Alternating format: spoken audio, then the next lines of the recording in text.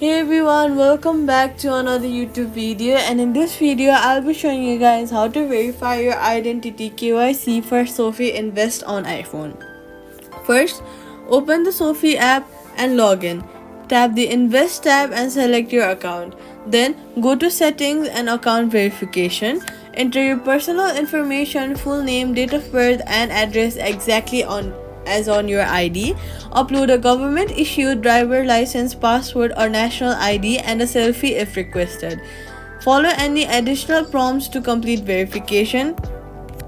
Privacy tip: only upload documents in the official SoFi app or through sofi.com to stay secure. Quick fix: if verification fails, ensure your photos are clear and well lit. Retry verification on Safari if the app glitches. Contact SoFi support for manual verification assistance. And that's it. Subscribe for more fast finance